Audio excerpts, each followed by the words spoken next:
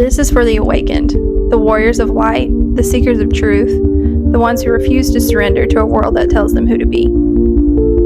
This is a call to arms, to every heart that still beats with the fire of liberation, to the minds that refuse to be shackled by the illusions of fate, to the spirit that knows. We are the creators, the architects, the authors of our own stories. It's time to take back our power, to become the change we seek in the world.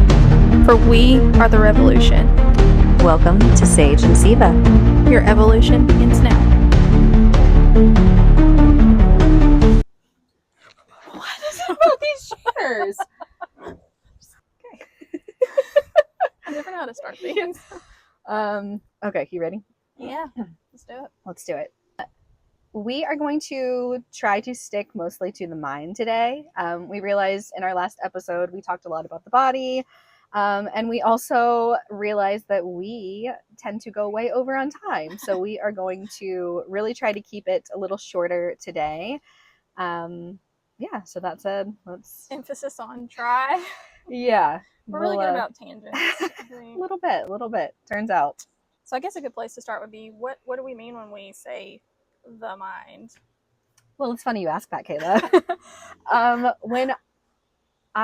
Okay, let's back up. First of all, I think in our culture, it's very mind dominated. And I think that we tend to think of the mind as the person. We don't make a distinction between the mind and the spirit or the body. But you are not your mind. People will say you are not your thoughts, but I'd like to take it a step further and say you are not your mind. That is just, the mind is a function really of who you are. So does that answer your question? No, that's exactly, it's the first thing I have written in my notes here is the mind is not the self. It's a part of ourself. It's the seat of perception. It holds memory, but it's not who we are. And I think it's really hard to discern that without the awareness around that, because your thoughts are your own, or they're inside of your head. It feels like, so like, why wouldn't you associate that with who you are? Right. However, the mind is actually a multidimensional data processing center. Yes. Its job is to take in input from our environment and give it a story, give it a meaning. Right. Problem with that, though, is it can be easily misled, or our perception is only a small portion of the big picture of what reality is. So that's when we have to really use discernment on what is reality and what is our small perception. Yes, no, I completely agree with that. I think that's a really important distinction to make. We can basically consider our mind our programming, and it's exactly what we said. It's data processing. We've taken in the information and we have built a reality based on that information, and then we operate from that reality. But like you said, it's just a small portion. And the wonderful, amazing thing about it is that we can change it. Our consciousness is different from our mind, and we can tap into our consciousness to consciously change our thoughts, break down those patterns, and create new patterns, which is neuroplasticity. Yeah, that in itself could be an entire hour of conversation easily, but I like to remember that there are two layers to consciousness in our mind. So we have the conscious mind, and then we have the subconscious mind. To me, the conscious mind is what we think we know, and our subconscious mind is what actually drives us and motivates us. Yes. A lot of your subconscious beliefs are going to be like your inner child wounds and ancestral programming and societal conditioning, things that you don't necessarily think of on a daily basis, but they're so ingrained in us that they affect our motivations without us even realizing it. Oh, for sure. Yeah. I would say the subconscious mind is the programming, and what we don't realize is that it runs 90% of the show. Yes. I think we think so many of our decisions are conscious decisions when in reality we're making those decisions based on this subconscious programming. What we feel is going to keep us safe, what we think is going to help us belong, avoid ridicule, avoid further trauma. And it really does dictate a very large portion of what we do and how we present in the world. Yeah. The beauty of it is we hold that power. We just have got to be reminded of that. Yeah, but like you said, we have the authority. Once we realize that, once we have the awareness of that, we have the authority to change those subconscious beliefs, which is, it's a lot of hard work, but it's doable. It's necessary. It is. Yeah, yes. The spirit is the feminine and the mind is the masculine. So it is the mind's job essentially to create that shelter, that structure, the container for our spirit. And I don't know, that just really resonated with me, and I feel like I like looking at it that way because it to me really illustrates, first of all, the power that we do have over our mind, and secondly, that our mind should be there to support us rather than harm us or make us feel inadequate, or all of the things that our mind tends to do. The limiting thoughts we think, or the ways we talk down to ourselves. And if you start to view it as support to your core, it really highlights what kind of thoughts you should try to think and what kind of beliefs you should have about yourself. So I think that's a kind of a cool place to start from if you are trying to kind of rewire some of your beliefs. Yeah. A quote I heard the other day was, the mind is a wonderful servant, but a terrible master. So learning to harness your thoughts to work for you rather than being a servant to them is huge. And like all of our beliefs and all of our thoughts have power, whether we realize that or not. Our intentions behind things are, it's the architecture of our reality. Our beliefs can shape even our biology. If you think about the placebo effect, and sorry, those tickle my arm. Overstimulated. Oh my god. If you think about the placebo effect and how when they're testing the efficacy of medicine, they'll throw in sugar pills in a test group, and just the belief that the pill is going to have some positive impact on them, the belief alone causes positive reaction. Yeah. Beliefs can also shape our environment. If you think of cognitive filters, you think about a red car when you leave the house, how many red cars do you see? Beliefs can shape our reality too. What we rehearse is what we become. So the way that this has shown up for me personally is I kept attracting a certain type of male prospect into my life, and I couldn't figure out like what am I doing. It's like I'm not walking around with a sign on it that says narcissistic men only, please, but they kept showing up into my life, and it was because of an internal belief system that I had. And your brain almost, or your mind almost, acts as a filter to support your beliefs. So whatever thoughts you have, your mind almost goes to work to like create what you are telling it, which is really interesting. But once you're aware of that, you can think new thoughts and attract new men into your life. Hell yeah, girl. Or no men, it's fine.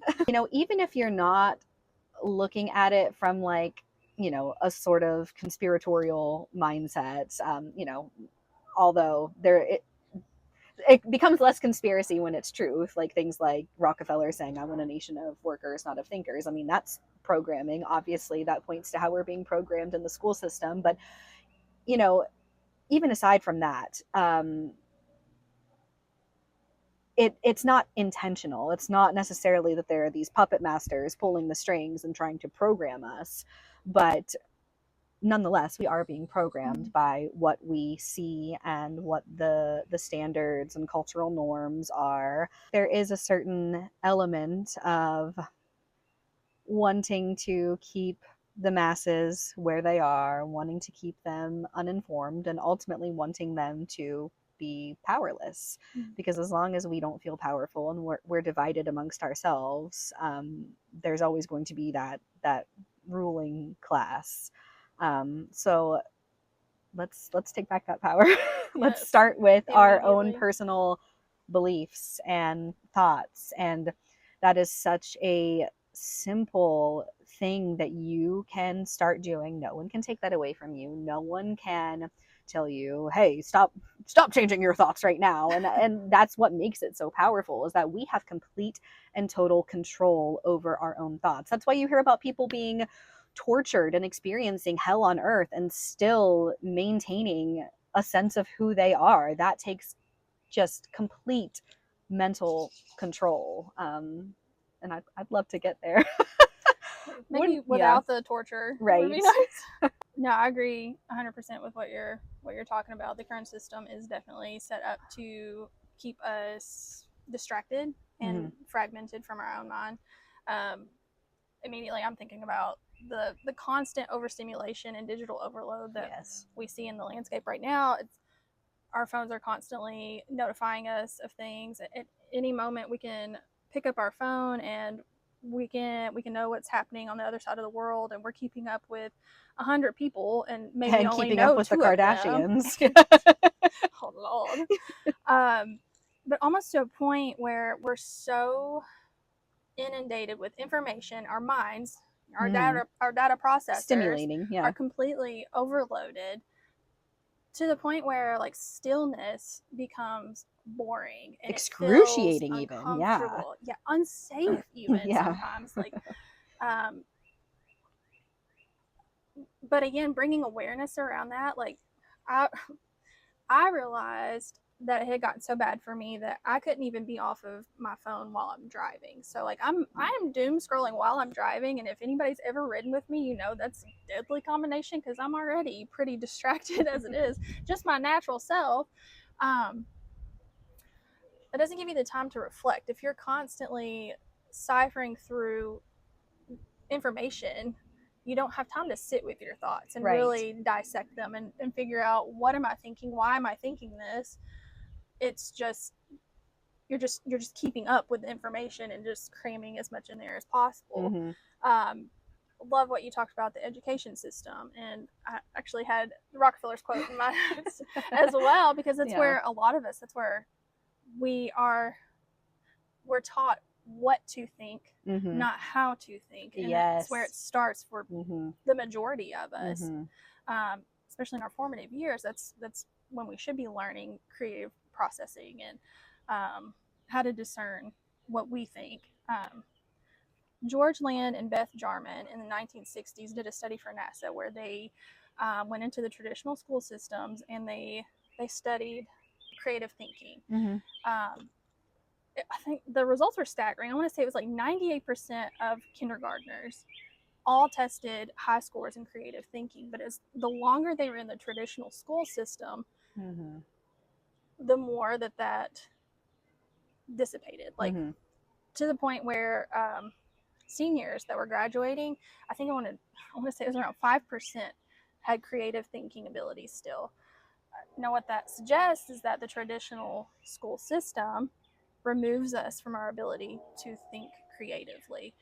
I would argue to say anybody that still has the ability, that steps out of the conditioning, are labeled as neurodivergent. Think about when you used to go to the bathroom. You used to just go to the bathroom. You would have a nice little 10-minute thought. And now it's like, imagine sitting down on the toilet and not having your phone. It's like, oh my God, like it's horrifying. They make the toilet paper holders that have the phone thing on top of it. Oh my God, yes, we're cooked. Seriously. And honestly, like there was a period of time where I just kept like realizing that I was having the most clarity, the most clear thinking when I was in the shower, which like I know was like an old kind of like you have your best ideas in the shower, but I think even more so now because it's the only time we're not on our phones. And even now, I mean, now I listen to podcasts or audiobooks or definitely music at least half of the time when I'm in the shower, but like we just don't have any moments of silence. And I'm just as guilty of, like, I will listen to an ASMR video or something as I'm falling asleep a good portion of the time. I've like started trying to force myself to drive in silence every now and again because I think we're starved for it. It's maddening though sometimes, like when we're so used to being stimulated that the silence is almost scary sometimes. It's like, I want to say that the silence is loud. I was thinking about this the other day because there was some sort of like cooking Instagram account that I saw, and they were posting all of these recipes, and it's all about engagement. It is not about actually watching a video and thinking, I want to make that recipe, or even whether or not it tastes good at the end. It's completely irrelevant now. It's what looks the most visually interesting and what are people going to watch to the end. And everyone is sharing these videos or sending them to other people. But I'd be curious to know what percentage of those recipes actually get made. Like say you're sending it to someone or you're saving it on your phone, like I would say that it's less than 1% actually even attempt to make it. And so it's just so insane to me because think about in the olden days when you would get a recipe book, like if those recipes didn't smack, then like it was no good, you know, like you actually cared about the end result. You bought it with an intention to create something, and now not at all. It is all about the engagement. My son loves to watch YouTube videos, and I just happened to peek over his shoulder the other day, and now it's not even sufficient to watch one video. They do this thing where you're watching one video where the guy is talking, and then it's a split screen, and there's another video of some, kind of looks like the screensavers from the 90s. Yes. Like, just like, why can't we just watch one or the other? Like, why do we need two videos now? No, it's and like God. the sound doesn't match what's going. I'm just like, I'm going to scream. Why are we trying to cram so much stuff into our brain? Like, why is there so much time pressure to just consume as much as we possibly can? Like, why are we running away from the stillness? There is nothing in the culture that encourages us to be human. It's all about consumption. It's all about following the rules. It's all about following in general, you know? Yeah. Performance, perfection. Yes. Yeah, it's exhaustion is what it is. For real. You talked earlier about capitalism and the consumer model, but they profit on us doubting ourselves and being disconnected from our own thoughts. Our insecurity, it drives their sales, because if they can convince us that their product will make us feel whole, then I mean, why wouldn't we buy it? Right. You know, like I think at our core we crave something we don't really have the words for. Yeah. And I think it's belonging. Yeah. But it's belonging to ourselves, and we think it's belonging to groups of people outside of us or some external validation source, but it's actually, we're craving belonging to ourselves. Right. So anyway, how do we fix this? Yes. One being silence. Just creating silence and space in your day. And related to that is something I talk about literally all the time, but noticing, becoming the observer of your thoughts and of your mind versus being your mind and your thoughts. And so, yes, you can create silence in your external reality. You can not constantly be listening to something or watching something or reading something or some combination of all of the three. But you can also create that silence internally by noticing your thoughts, observing the connections between your thoughts and your emotions, and doing this without judgment, without trying to immediately change it or course correct or do the right thing. You're just observing. And that in itself is going to help you reconnect, help your mind, body, and spirit reconnect with one another, and help you feel more whole. I agree with literally everything you said. In somatics, we learned that there's a bilateral communication happening between our body and our mind, which means our thoughts can affect our body, and our body can affect our thoughts. So one thing I think is a really good place to start, because you see immediate and physical results, is to start taking care of your body from a heart posture of love. Yes. Because it doesn't matter how mentally resilient you are, if you feel like shit, it's going to be really hard to fight that mental battle every single day.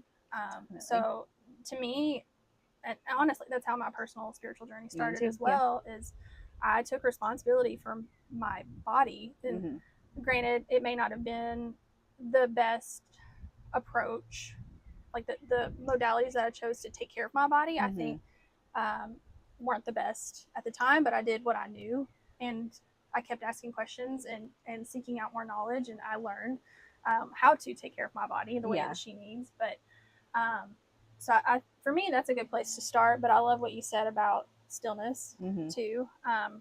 In my notes, I put stillness is rebellion. Yes. Curiosity is power, and discernment is freedom. I love what you said about basically removing the ego, separating your thoughts from who you are, because your thoughts are not yourself. You are observing the thoughts, and our thoughts love to put stories on everything. Right. We have a thought or we have a feeling, and this story just takes off and creates some meaning about who we are. And we're not conscious of this while it's happening, of course. No. I think it takes a lot of awareness practice to even realize that that's what's happening. Right. And then once you do, I actually have named my brain. So like I can catch myself in like this pre-programmed thought process that happens now. I'm like, oh, Miranda. Her name's Miranda. I was going to say Agatha. Miranda Priestley from The Devil Wears Prada. Because that's exactly what I picture my brain being like. I'm like, listen, bitch, I know you're having a really bad day, but we're not going to go down that road again. I love that. But then it just gives you that little tiny bit of separation to realize, okay, so this is what's happening. It's not truth. It's not reality. And then you can actually choose actions differently than what you would normally choose. Right. So, yes. No, I love that. I think, God, it's just so important. I think so many people, they hear people in the spiritual community talking about like rewiring your beliefs or changing your limiting beliefs or whatever, but like that can't be the starting point. And I think a lot of people, unless you're just completely not self-aware or you haven't done any self-exploration, like you're probably aware of what some of your limiting beliefs are. Like you probably have some sort of idea, but again, it can't just be this mental process of like, okay, here's this limiting belief. Here's what I want to try to believe from now on. That's not going to work. That's not going to work. You have to witness it in real time, repeatedly, feel in your body the sensations and the emotions that are arising in that process in order to actually understand what's happening. I think a lot of intelligent people fall into that trap. It's like you're very intelligent. You can, understand on a mental level what's going on. Yes, you can understand that you experienced this thing as a child and that it's probably the reason why you do X, Y, or Z. But that awareness doesn't help you at all until you feel it in your body. And that is disconnect for so many people. We're not pausing or dropping back into our own bodies long enough to be able to feel what's actually happening and witness those thoughts. And if you don't know when they're coming up, if you don't know what's triggering them, if you can't learn what it feels like in your body, then you can't change them, because it's not a conscious process. It's not, okay, I have this limiting belief and I'm gonna let it execute now, like go limiting belief. Like, it's not a conscious process. It happens completely unconsciously. So you're not going to be able to stop it just with some sort of with willpower. Right. Yeah. Yes. Yeah. No, I agree 100%. It's that bilateral communication that we were just talking about earlier. Your emotions are there as a messenger. Like, they're trying to tell you something. Yes. Our physical symptoms are there to tell us something. Like, our body is trying to communicate with our mind, and our mind is just already so overloaded with external factors that we don't stop and pause and ask the questions. Like, we don't let the curiosity leave the ship, like we're frozen almost, and we just accept it as normal, and we seek out medication for the physical symptoms or therapy for the emotions, but we never actually address the root disconnection, which is what it is. Right. Awareness, yes, but then asking more questions too. I'd say I'm naturally curious anyway, and I was the annoying child that asked why a million times. Why is the sky blue? Just because it is. Well, why? I was that child. Yeah. Sorry, mom and dad. So that part came naturally to me, just always questioning things, even like religious dogmatic principles. I'm like, well, why do we believe this? Yeah. And like a lot of times, because we do. Because I said so, Kayla. Yeah. And I never accepted that. Like, yeah. No. Yeah. That doesn't feel right to me. But once I actually trusted my inner voice versus the experts. Yeah. We're inundated with experts too, whether it's religious leaders, influencers, doctors, like everybody that has the textbook knowledge versus our internal knowing. Just be curious and ask yourself why do I believe this? Why do I believe that? Is it something I consciously chose, or is this something that was handed down to me and it's just the way things have always been?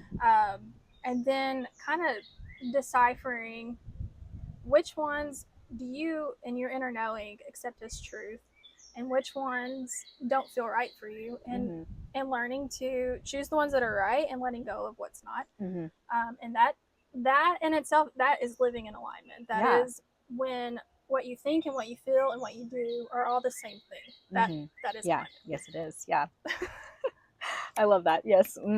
Yes.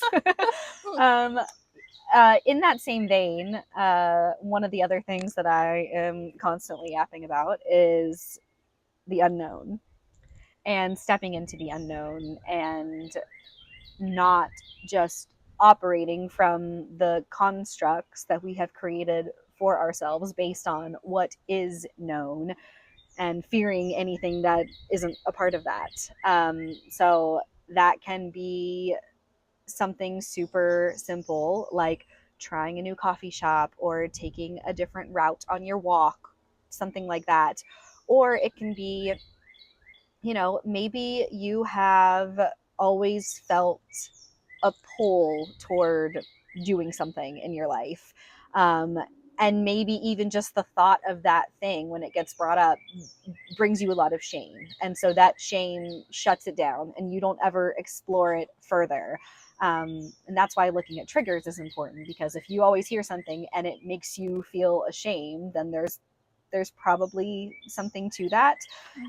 So if you can sit with your feelings, sit with your triggers, really dive in and explore them, and maybe you do realize that, oh, well, I have this memory from when I was a child of being interested in this thing, and the adults around me telling me that no, that was bad for some reason.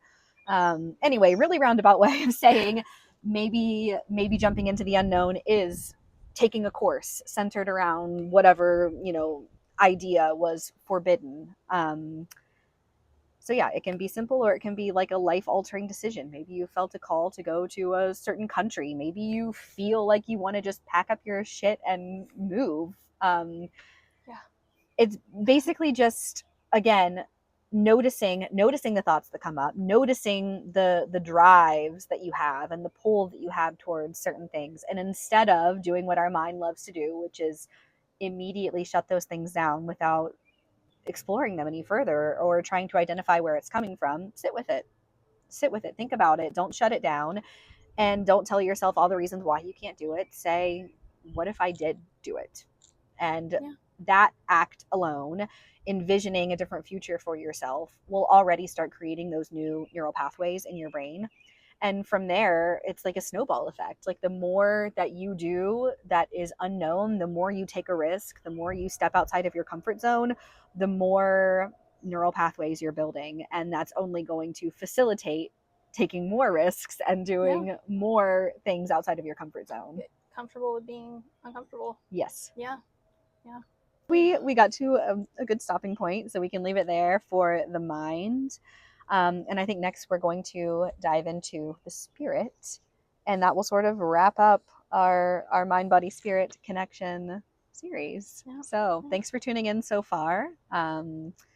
Stay tuned for the final episode. Dun, dun, dun. Until next time. Bye.